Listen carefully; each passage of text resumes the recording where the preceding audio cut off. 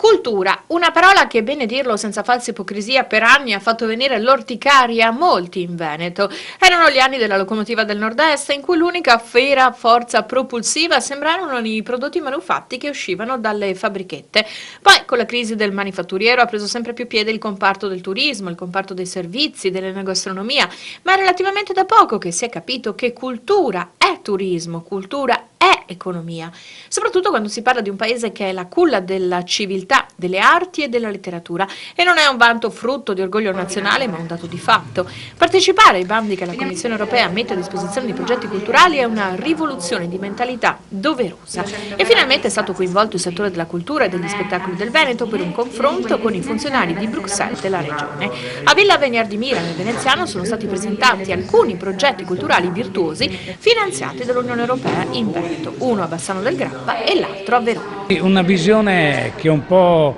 aperta della cultura, non chiusa, dove il patrimonio culturale che io ho, il patrimonio di conoscenze,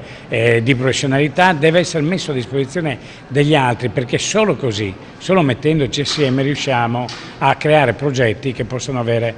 diciamo, in Europa l'attenzione che meritiamo. E credo che il fatto che ci siano così tanti partecipanti a questa giornata progetta, che ha proprio questo scopo di fornire la cassetta degli attrezzi, dimostra che c'è grande attenzione e grande interesse, ma soprattutto ci sono grandi aspettative per i finanziamenti europei. Siamo abituati al turismo montano, al turismo marino, enogastronomico, che sono importantissimi, però non valorizziamo abbastanza, non siamo abbastanza bravi, forse autolesivi per certi aspetti, a valorizzare questo patrimonio culturale. In questa settimana siamo riusciti ad aggiungere nei dossier che riguardano Horizon 2020 e nel dossier che riguarda COSME, che sono dei contributi alle piccole e medie